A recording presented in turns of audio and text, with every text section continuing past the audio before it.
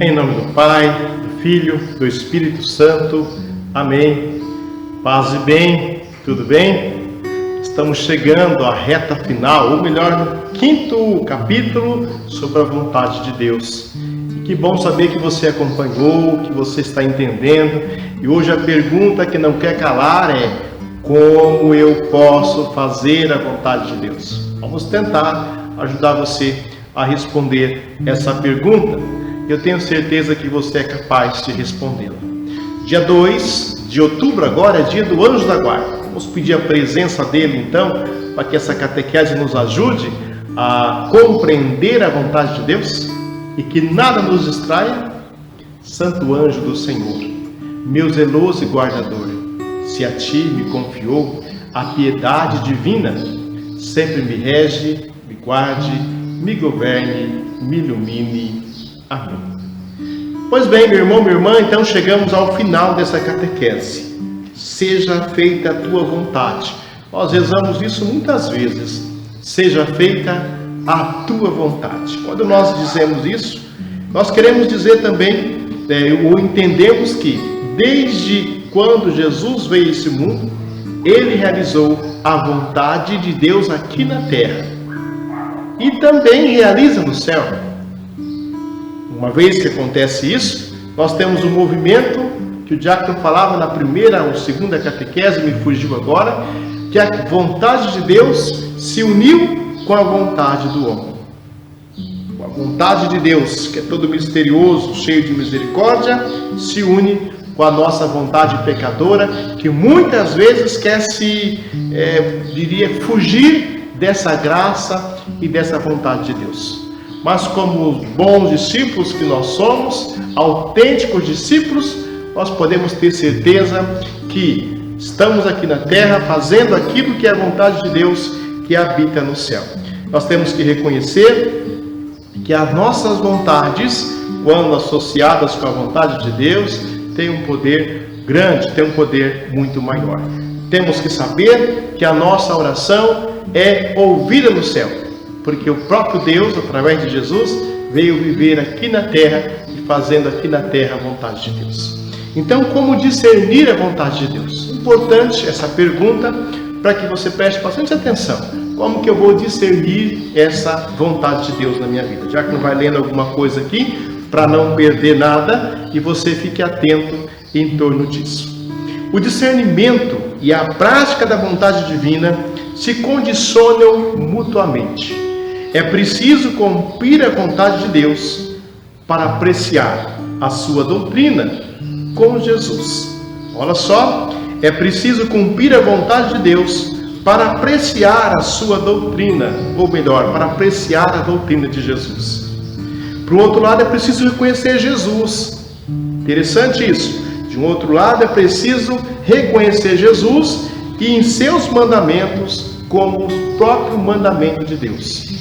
Então, reconhecer Jesus e saber que o mandamento de Jesus é o mandamento de Deus é fundamental. E isso tem relação com aquilo que o diácono disse já antes. A vontade de Deus misterioso que vem ao encontro da fraqueza do pecado do ser humano. Jesus diz assim: ninguém vem a mim se o Pai não atrair. Santo Agostinho até dizia, tem uma frase dele, que vai dizer que Deus me conhece intimamente mais do que a mim mesmo. Portanto, Deus é mais íntimo do que eu próprio. Deus é mais íntimo de mim do que eu próprio. Então, se Deus me conhece, Ele vai me atraindo para Jesus. E para discernir então a vontade de Deus, não basta conhecer a lei, não basta conhecer somente a palavra. Para conhecer, para discernir a vontade de Deus, não basta, preste atenção, não basta apenas eu conhecer a lei. Só conhecendo a lei, eu não conheço a vontade de Deus. Mas então, diácono, o que é necessário? É preciso aderir a uma pessoa.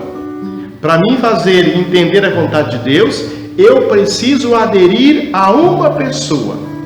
Isto só pode se realizar através do Espírito Santo que Jesus dá para nós. E quem que é essa pessoa que eu tenho que aderir?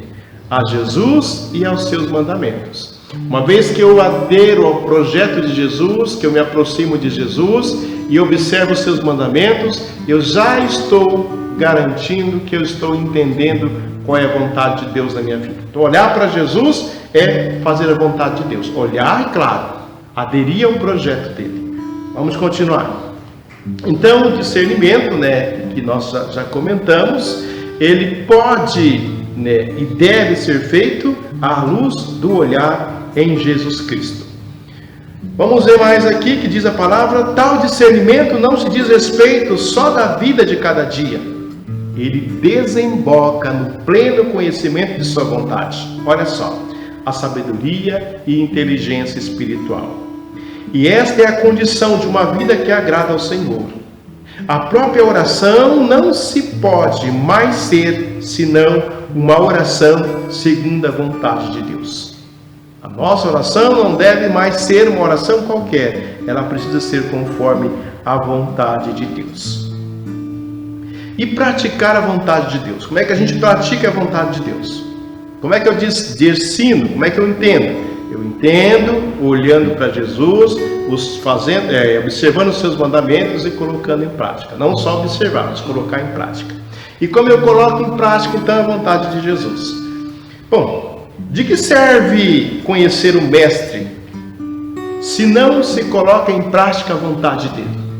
De que serviria para você saber que Jesus existe se você não quer colocar em prática a vontade dele? É preciso conhecê-lo e aplicar todo o ensinamento, todo o mandamento dele na nossa vida. Esta prática constitui propriamente a vida cristã. Isso está para nós em Hebreus capítulo 13, versículo 21. Em oposição à vida de acordo com as paixões humanas. Mais precisamente a vontade de Deus a nosso respeito é a santidade. Eu vou falar de novo. Mais precisamente a vontade de Deus em relação a nós é a nossa santidade. Tudo que Deus quer é que nós sejamos santos. Repito, tudo que Deus quer é que nós sejamos santos. E Deus nos chama ainda para quê? Para ação de graças, para louvá-lo. Deus nos chama para termos paciência, termos boa conduta, são condições para a nossa santidade. Nós podemos encontrar isso lá na carta de São Paulo aos Efésios, a primeira carta de São Pedro. Temos então boa conduta, temos paciência. Esse cumprimento na prática é possível, porque é Deus que opera em nós o querer e o fazer, como diz carta aos Filipenses. É Deus que opera em nós. Meus irmãos, estamos concluindo a nossa catequese da vontade de Deus. E eu quero resumir então rapidamente para você compreender de fato e tomar a sua vida a partir de hoje fazendo a vontade de Deus. Lembrando, a vontade de Deus se encontra com a vontade humana. A vontade humana geralmente por causa do pecado, resiste essa graça da vontade de Deus. Como é que eu posso entender a vontade de Deus? Como que eu posso apreciar a doutrina de Deus? É olhando para Jesus, se aproximando de Jesus, aderindo ao projeto de Jesus e observando os seus mandamentos. Então não é sentir algo diferente, é fazer algo diferente. Eu não sei o que Deus quer de mim. Sabe sim, meu irmão. Ou não sabia, preste atenção, sabe agora. É cumprir os mandamentos de Jesus, buscando uma vida de santidade. Essa é a tua vontade. O resto vai vir por acréscimo. Então, tendo boa conduta, tendo paciência, tendo discernimento das coisas, eu tenho amor pelas coisas e o amor pelo próprio Jesus.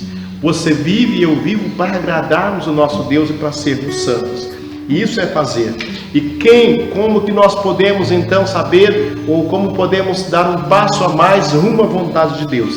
Permitindo que a graça do Espírito Santo nos aproxime de Jesus. Então o Pai se faz conhecer através do Filho. E o Filho se manifesta para nós a ação do Espírito Santo.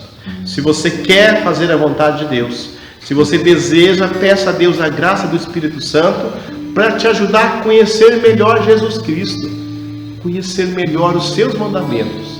E uma vez que você buscar de Deus mandamentos, não se preocupe com outra coisa, você vai estar cumprindo a vontade de Deus. Que Deus abençoe você. Você tem uma semana abençoada. E a semana que vem nós iniciamos uma outra catequese. O Senhor esteja convosco, Ele está no meio de nós. Abençoe-vos Deus Todo-Poderoso, Pai, Filho e Espírito Santo. Amém.